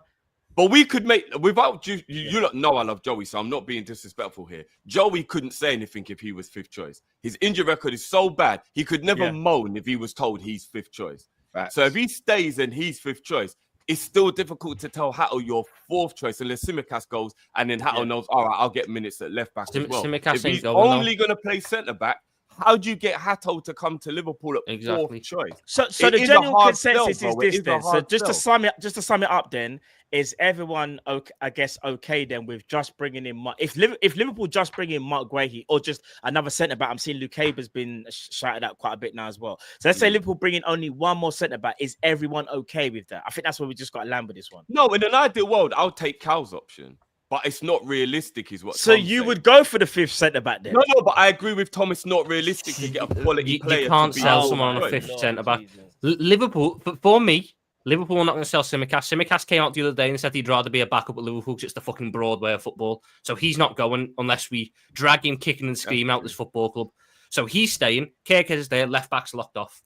Right back, Bradley Frimpong locked off. I need 3 centre backs who are going to play a lot. That's Geuhi, that's Van Dijk, that's Konate. I need a defender then at that point who can do centre back and if needs be cover a fullback if one of them's out injured. That's Joe Gomez. Then I cannot sell someone else on having that spot left, which is if then we get another injury, you're gonna step in there. What I think the 5th centre back will be Wataru Wendo, or it'll be Amara Nallo. That's what it'll be. The 5th choice centre back. The 5th choice centre back shouldn't have to play. The 5th choice centre back. The 5th choice centre back is the equivalent of your 3rd choice goalie. That's what they are. Nalo is even worse. But what I'm saying is, are you okay? Are you okay with Nalo's it? worse It is than though, Cal. It is the equivalent of your 5th choice centre back though. It's not. It's just that It is. It's not, Tom, because you don't rotate your goalkeepers like you do in every other area of the pitch. It's not the same. Your 3rd choice goalkeeper is literally the biggest insurance package in the team. If you have 5 centre backs, just like if you have 5 centre midfielders, just like if you have 5 attackers, you can rotate those positions. I keep on saying it. We are stuck in the notion that Virgil has to play all these amount of games or all these amount of minutes. The guy is what, 34 now? I mean, if I'm not mistaken. Best in the world. Before, let me land, Tom. Best in the world. Nothing against Virgil. We know what he is. But why run him into the ground when you've got other options? Why not try and keep him as fresh and fit as possible? So when it gets to the business end of the season, we go, what, 4 games in May, but 2 of them are cup finals. It's calm. Virgil's had a good amount of rest this season. Because we saw what happened in midfield last season. We saw what happened in other areas of the pitch. We've seen it in Liverpool. Why not? Cal, no one disagrees with you though, Cal. Like we all agree. Why are people called crazy for asking and saying? No. Tom's just saying we've got to put realism into it, which is why you're both right at the same time and say anyone good enough that we like, that we've signed him, won't go for the story of you play when we want to rest Virgil every now and again. No, Hato's gonna look at that and go, nah. Why would I do? So you're both right at the same time. I actually think you're missing each other's point. That's what I'm saying. I think you're both right at the same time. Cal's point is very idealistic, but it's never going to happen. I'd love for us to be able to somehow have a Jarell Hato as a 5th choice, but we are never going to sell any player on that position who's got any sort of. I think Joey G should be the 5th choice. Yeah, he should be because he's got the injury issue. Do you know what's so mad? Tom, you could have just said all of that after Cal said his point of this conversation. I can't about half an hour long. We got to move on the show shortly, though, guys. Yeah. Look, for real, because we've been talking about Hato. I feel like Sam's going to fall asleep as well. Why is it disrespect? He's not. Joe Gomez is a good enough 4-3 centre back. Say that again, sorry. Joe Gomez is. Are you not in my starting eyes, again? fourth-choice centre-back. I don't think Joe Gomez deserves to be relegated to fifth choice centre back. I've never said it's anything to do with his ability or his application. But we're going on about injury history and injury, and because he had an injury last year. But he only got the injury last year. He got the injury last year because he had to start 7 games in a row. If I get into a situation where my fourth choice centre back is having to start 7 games in a row because first and second are out for 7 games in a row, something deeper is fucked. Tom, Joey G hasn't got the reputation of being injury prone based off last season, by the way. I'm not saying it's just based off last season.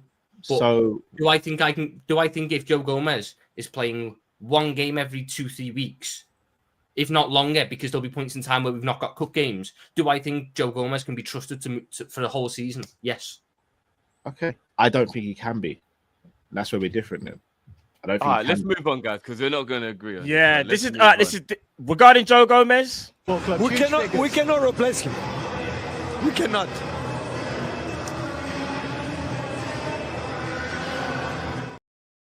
Let me get through a few of these supers and then we'll finish up. By the way, guys, do you guys know Arsenal are monitoring Noni Madueke? Yeah. We'll move on. We'll move on. Big up James, whose birthday it is today. Big up your damn self, my bro. Florian Friday and his birthday. I'm gonna drop the celebration. Happy birthday, James! Happy birthday, brother.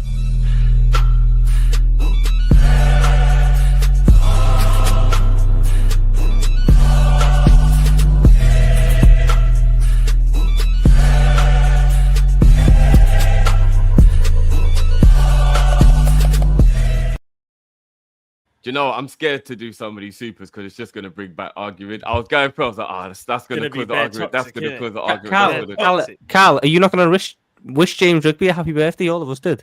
No, I did say it. You didn't say it very loudly. Tom really wants to smoke today. Yeah, this is what I'm saying, guys. Please, nobody argue. I'm just going to go for I'm not arguing. There's no arguing. No, I'm just saying. That was Tom. That was shady. No, this was Tom. 5'3" and an attitude. 5'3" and an attitude. Oh, that's fucking vile from you, that. Sorry, Wow. Tom. Sorry, bro. Well, I haven't even had a problem with you, Brian, today. I've had a single issue with you as well. Fonzie says, big up, Cal. I'm going to give the hate a rest for a while. We'll see how long it lasts, but I appreciate it.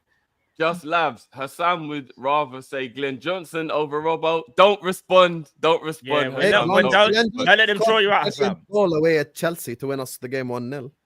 Big up Alex says, I love Isak, but if Liverpool play stupid games, move on. Can't afford to wait around for him. Strikers are getting picked up quickly. Ekitike or Kerkez for me. I agree with that. And Alex also says, Hassan moved on quickly from the Mourinho argument. Don't say anything, Hassan. Fonzie's back and he says, Tom said Scholes over Gerrard. He's a scouse. He's a scouse as my oxtail breakfast. Big up to the rest of the panel. Fraud Little is a criminal. Tom, don't respond. Worse than anything I ever said in history. Fuck off. Even without Virgil ain't good. We overrate him. Matt, don't respond. Anfield.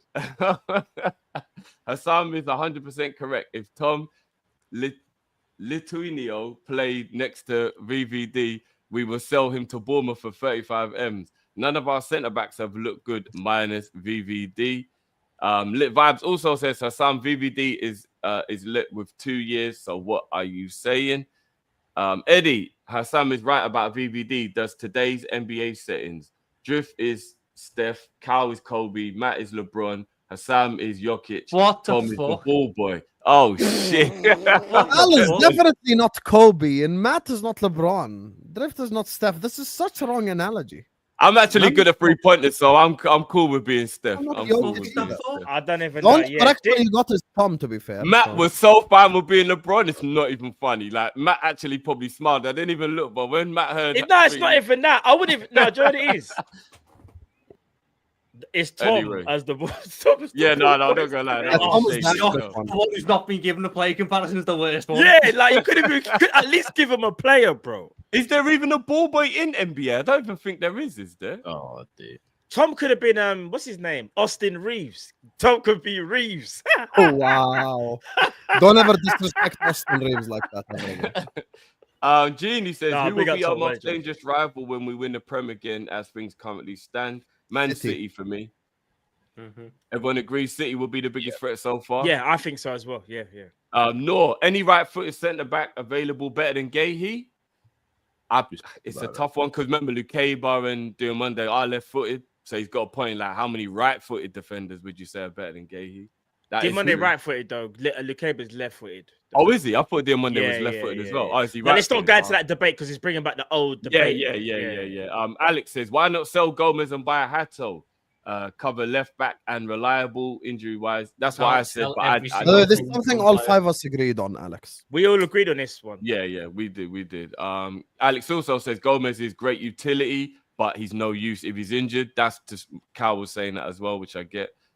Jeannie says, with the amount of incomings and outgoings, do you foresee this causing us to have a slow start? I feel it's pivotal we start well to retain the Premier League. I'm a little worried too much. We're about to destroy teams, brother.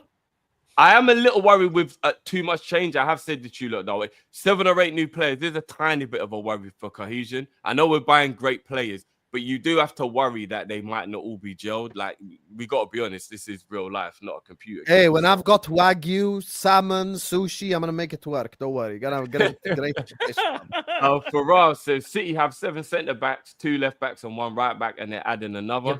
They have accumulated them over years, but to be fair, it's hard to compare to City, though. Rob and Simicast leave, Hato becomes 5th choice centre-back and then 2nd choice left-back. Yeah, that's what I was saying before. Big up promo. Jay, sounds good, but 5th choice is hard to sell, Cal. Faraz, City have 7 centre-backs, Akanji, Diaz, Guavadol, Kozanov, Victor Riise, Stones, and left-back Nori and Riley. At right-back, Nico and Nunes, and they're adding another one. Their right-back options are trash, though. Jay, the activist, says no Hato unless Robbo leaves. I think Robbo's definitely going. Big Joe, can y'all move on? We've talked about this enough. We have moved on, Big Joe. Jay, we can't lose 4 homegrown players in one window. Cal definitely agrees with that. Lit Vibes, we need a fit 2nd choice centre-back. Problem solved. Explain how do you sell to Hato in a World Cup year, says Jay. Sharif says, drop the beat for Joey G, 10 years a red today. Oh, right. Is it actually his anniversary today? Yeah. Big up Joey, man. Liverpool put something on their website as well. Oh, did they? You know what? Ironically, was talking about him as well. Big up Joey, man.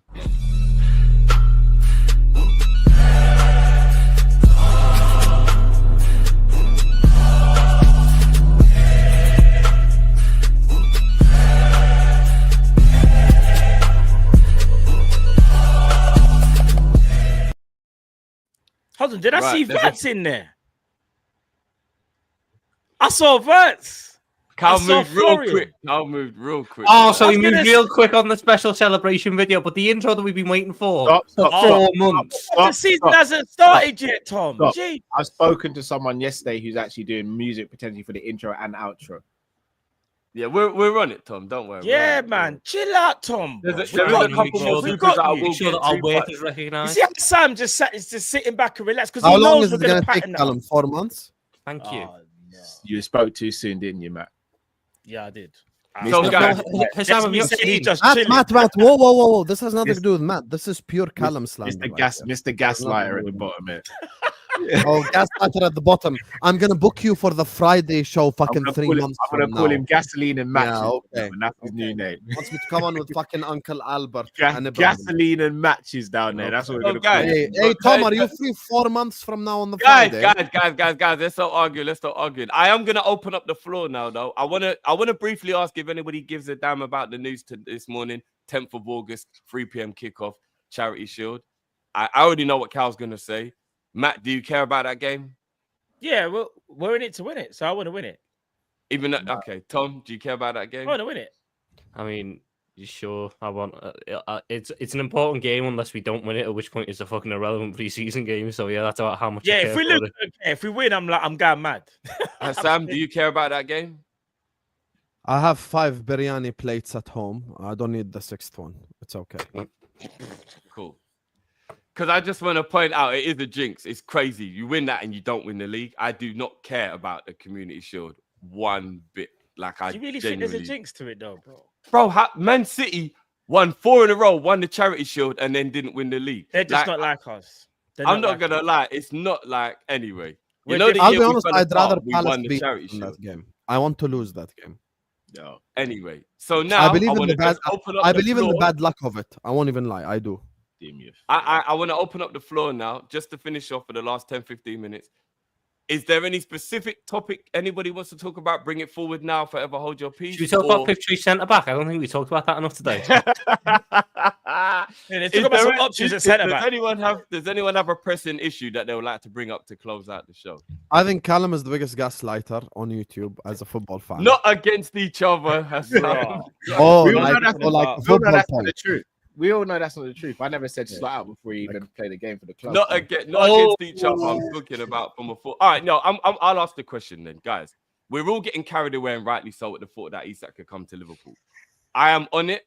I am wasting a lot of energy with the, with the what's the word? Where you try and make something happen. What's the word? Manifesting. Manifesting. That's it. I'm spending a lot of energy manifesting. But let's go with the premise that some crazy thing happens and we don't get him. Is Ekitike good enough for the fan base to feel okay after how excited and how much there is of being spoken about Isak now? Are we going to see this as a downgrade? Are we going to be disappointed? Is it going to feel anticlimactical? Or are people out, well, you know what? Ekitike might be as good in a year or two. For now, I'm still okay with it. Where's everyone? Okay, let me just say something.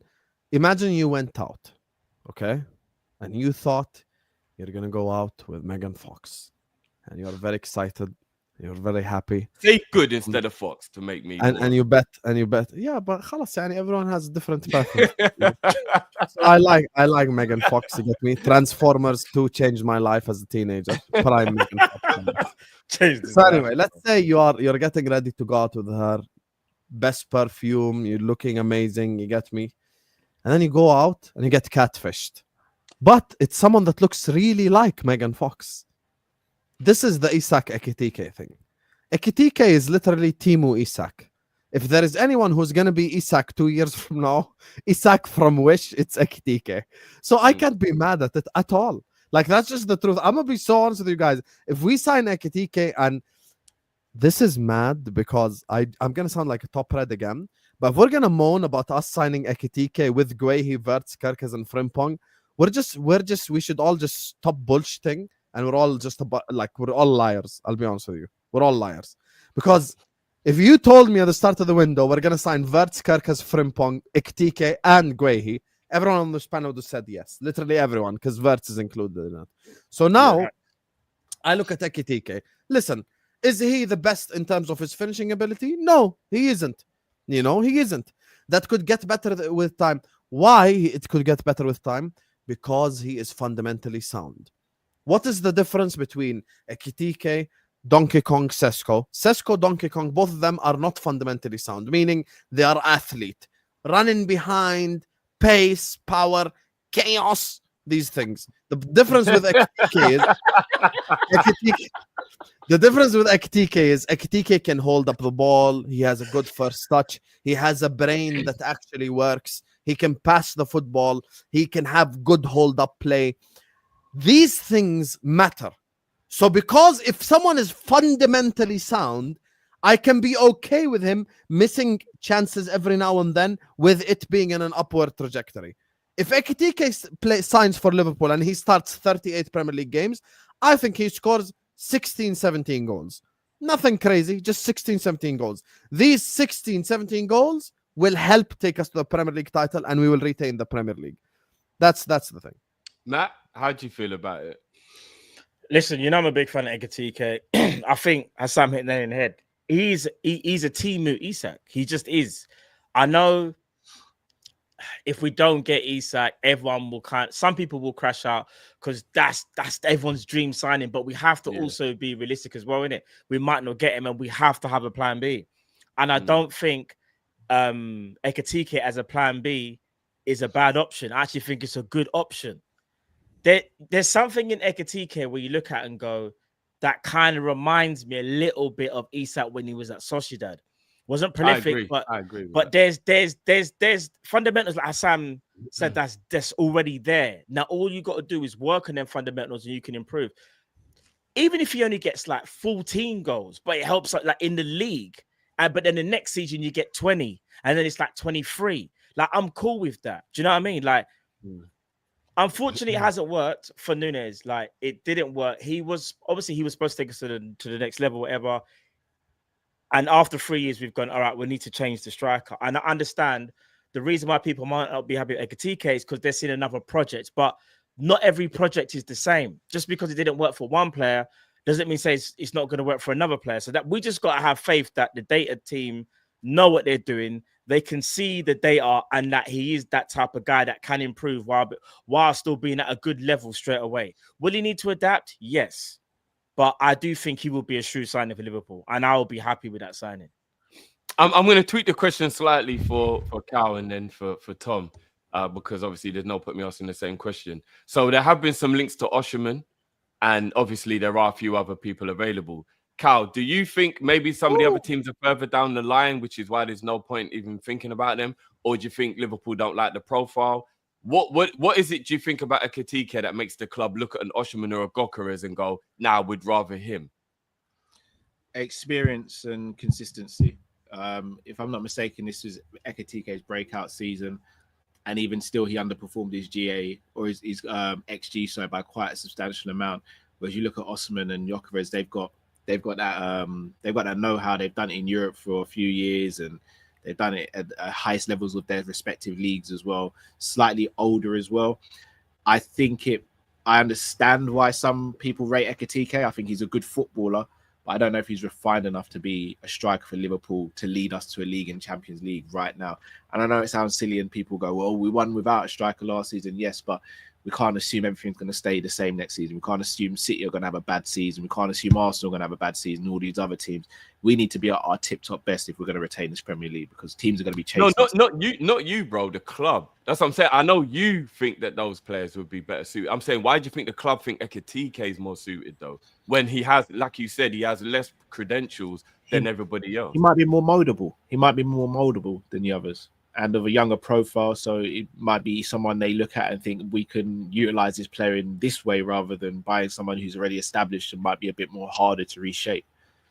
Okay. Tom, same question.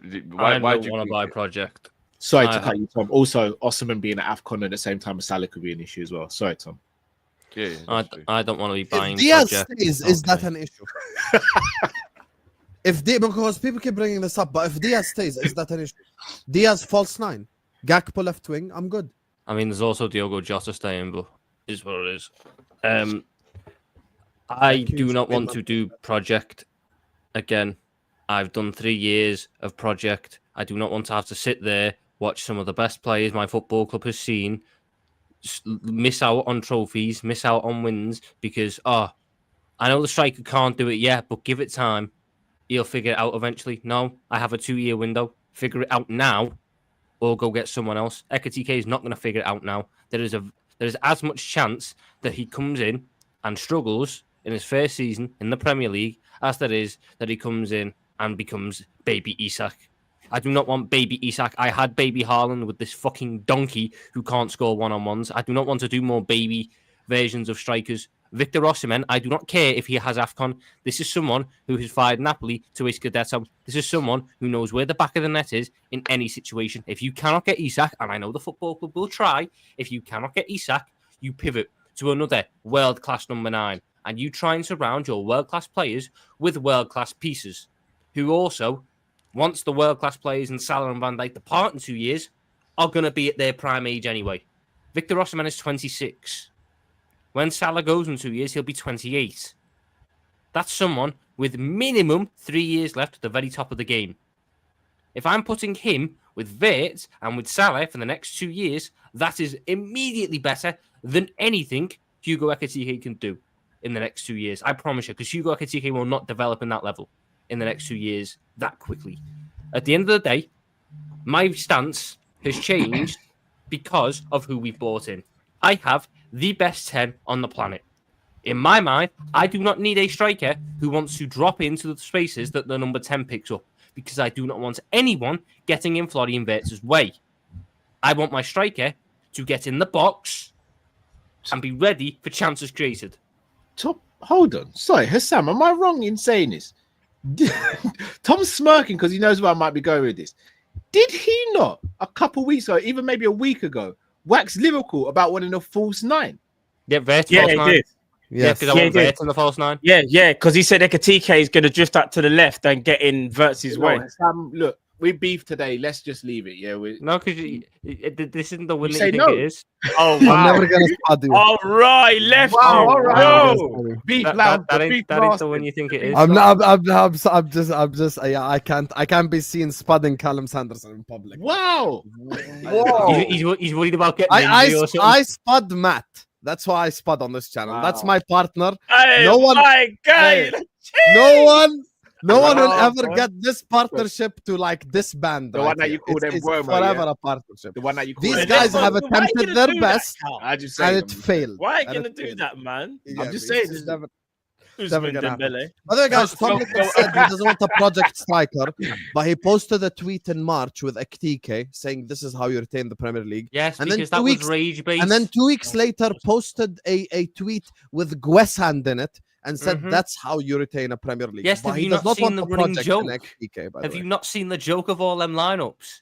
No, but Tom, all If jokes that's coming aside, over your all head, I jokes don't aside, get it. remember Joke, we had no. the conversation on Joke. Hassam's show. I think it might have been just this past Tuesday. You did like Ekitike, but I think you changed your mind though. I've got a player who's just. And gonna you're get me allowed right. to, by the way. I just what it is though. You're making it seem like. What did you say, sorry? No, What no, did you just hashtag justice for Callum. Justice for Callum Sanderson. I get what you're saying. I get what you're Yeah, saying. I get As what I a feel like you footballer, rated him, but something obviously you just thought, nah, he's not the guy. I don't don't rate- I I rate him as a footballer. He's a Yeah. decent footballer, but not a good fit for Liverpool, considering enough, we now fair enough. have 'Cause I Florian remember you- Wirtz. What I don't want you to do though is act like no, you never thought he would. Because at one point I remember you was talking about him, bro. No, because everything changed the moment I was being told I'm going from Dominic Soboslai to Florian Wirtz. At that point, my mindset has to change and go from, well, I don't need a striker who's going to be this all-round creative. Soboslai still all-round going to player. start, Tom. No, to be fair, Tom, now I think you're lying because this was way earlier. When you changed your mind about Ekitike, this is like during the season. We weren't even linked to Wirtz back then. Sorry, Mhm. brothers, I've got to go. But Little so bit as so well. when I first changed Yeah, my big mind, up, it was big big, up, big up. Big up, Callum. Big up, Big up, big up, brothers, Callum. man. Yo, Love, So- brother. So Love, the- love you, Callum. Love you. Whatever, bro. Spud, Whatever. go on, Hassam, spud him. Can you Spud pick up him. your other kid on the way as well? No, bro. Fun This you guy. lot. Nah, Pick big him up. Love, boys. Leave him Yeah, in the big up forest. to you. Big up. So, guys, so instead of having an argument, because I don't want it to be like picking on Tom, are we missing the elephant in the room here in terms of like who we're going for? If we're gonna have these big outlays of these big players, which again we do have to be slightly realistic, even though we are rich now, are we looking at it from a wrong angle? Ekitike will probably be half the wages of Osimhen. So is it not a little bit of like a that's kind of maybe more while we're going down that road, because it's like there isn't a massive disparity in overall quality, even though Osimhen is a better goal scorer. But we do have to go, well, Wirtz is coming in on this. Osimhen Yeah, is but going to want about 250. We've got to be honest. He's not going to come in for less than 250. I get what you're saying about the difference. And so, like, as an overall package, you know, Ekitike's probably got slightly more to his all-round game, but there is light years between who I would rather have in front of goal. Victor But Osimhen. what about for the wages, bro? understand What that. about the fact that Ekitike will be half the wages? Drift? I'd agree. I'd just agree with you. suggest a crazy FIFA scenario for everyone. Can we go all out FIFA here? Hold on. Take- Let Tom finish, because that might direct, and then we'll do Fair. it. All, Just quickly, all I'm quickly. saying is wages aren't a problem because our first choice target isn't Ekitike. Our first choice target is Isak, and Isak's not exactly going to be on Ekitike wages. So if the wages were the problem, we wouldn't be sitting here talking about, oh, we're going to try for Isak. So I don't think the wages are the real problem. I think that they've just embraced the fact that we're going to have a new wage structure, and we're going to try and remain the average wage bill will get higher. And even if he's on 200, 250, that's what Wirtz is on. And that's what our top players will be on once Salah and Van Dijk depart. So the wage bill will gradually reset itself again. It's all cyclical. So I've got no problem paying a top number. Strikers always earn more money because they're strikers and they score goals. If I'm paying Osimhen 200 grand a week, that's for me better value than Ekitike at 100. I actually agree with everything Tom just said there. Actually, I hear it, guys. I got to shoot. I got to do school run. I got to do school run. I got to shoot. Okay, all right, bro. Big up, man. Big up, Big up. Sam. Bless up, Big up, G. Matt. Bless Big up. up. Nice Come on, one, partners in brother. crime. Big You up. know the thing already. Come Big on, up. come on. Bless up, you guys. Just quickly there, Hassan. What was it you wanted to say, bro, about FIFA? This is the FIFA scenario. Mm. It's a very FIFA-esque scenario, but we're doing FIFA anyway this summer, so fuck it. Here's the thing. Sell Diaz, buy Rodrigo, and have a front four of Wirtz, Osimhen, Rodrigo, and Salah. Right, my you really FIFA. are playing Football Manager now, bro. I'm just Jeez. saying. I'm just What do saying. you This- think? Look, as much as I love the idea of that, you truly believe that Liverpool would be able to pull off Osimhen, Rodrigo, and Wirtz in the same window? Can I tell you why I do? The reason with Osimhen that will make our life easier, and you know this, Drifty, from even doing football content for such a long time. When you sell Napoli Nunes, you can buy Osimhen easier than other clubs can. Because they Yeah, have something you you have something that they want. So it makes things a lot easier. Plus, Osimhen want to leave Napoli 100%. And if Isak says no, now you have the opportunity to sign Osimhen. The only tricky thing would be Rodrigo because he really likes staying at Real Madrid for God knows what reason. I don't know why anyway. But if he does decide he wants to leave, we are cooking with some smoke if that happens. Because actually, the same money that we would get for Diaz, all you'd have to do is just add like 10 mil on top of it and you get Rodrigo. That's all I'm saying. A lot of moving parts, but I hear you. I hear you. Look how excited Drifty is getting. Hey, all I'm saying, Drifty, is front four. Wirtz in the 10, in the 9, Osimhen, on the right, Salah, on the left, Rodrigo. Tell me you ain't about I to win personally everything. would rather keep Diaz, but I have no issue with Rodrigo. I would just rather keep Diaz. If you keep Diaz, Would we win the quadruple in my scenario? Be honest. I think we'd win it in either. I think we can win it with both, bro. I Yes. really do. I really do. I mean, the Say, quad's Tom, hard, what would you man. say? I just think that left wing is the one outside of Salah, obviously. I don't necessarily need to touch left wing. If I can upgrade on it, I can. Like, I wouldn't mind the Rodrigo or a layout, but I can run Diaz again for a year. Like, And I'm not in the need of keeping getting his Diaz- money. Keeping Diaz would work with Osimhen for the reasons that we spoke about before. Like you said, Sam, he can play down the middle when Osimhen goes to AFCON. Mm-hmm. You know what I mean? So you've also got that versatility with Diaz as well, and then Gakpo can play left while Diaz is playing up front. So I think that would definitely work as well. But look, it's amazing we're having these conversations and Liverpool are moving like this anyway. We dreamt of days like this, man. Big up Frankie, who says, Tom, have you been wearing the kite shirt in the back? It looks dirty. Anyway, great show, boys. It was like Bleach and Love and Island all in one. Big up. It doesn't look dirty at all. Tom. Doesn't look dirty. It's because my blinds aren't fully open. I don't even know what this means, but Tom is Caitlin Clark.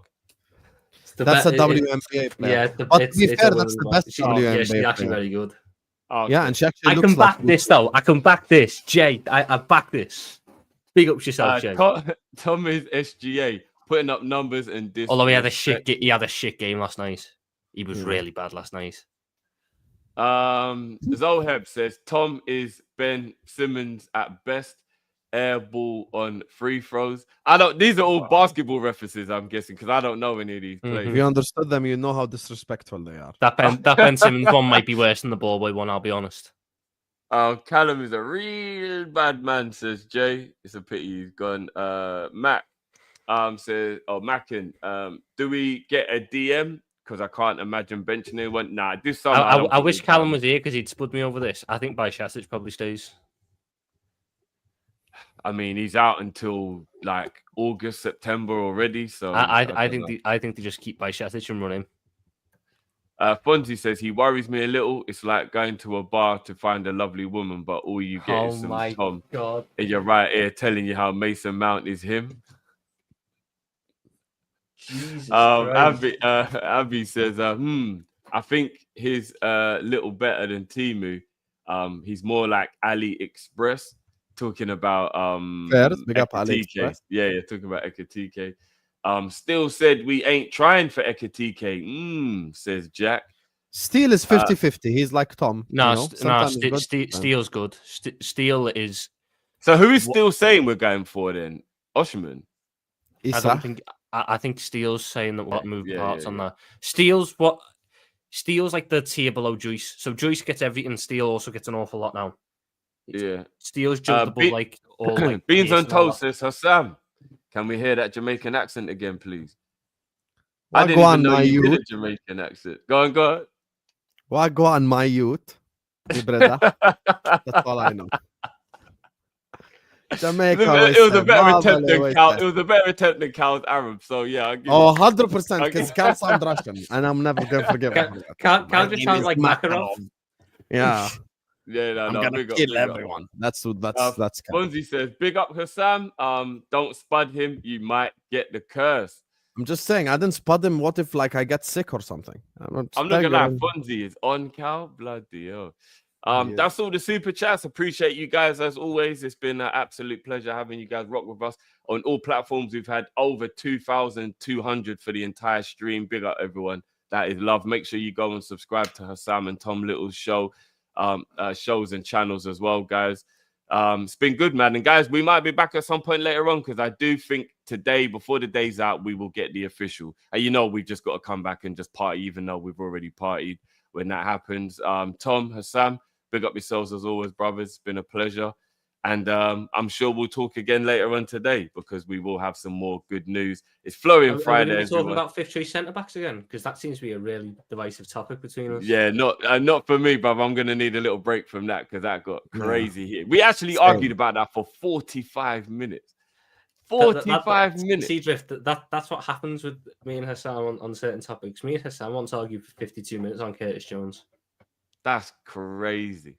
I don't mind it, but I'm not into doing it again anytime soon. Let's at least wait a week before we do that. Guehi will probably be signed next week. We can revisit it then. People, it's been an absolute pleasure. Big up yourselves as always. Make sure you put the notification on as well so you know when we're going live again, which probably will be later on today. And for anyone who wants to as well, come and join me for the watch along at 8 o'clock. Flamengo versus Chelsea. I actually think it's going to be a pretty tasty game. I actually do. So, guys, come and join me for that one. Until next time, big up your damn selves. Tom, Hassam, legends. Big up yourself, boys. And we'll catch you lot on the other side. Peace.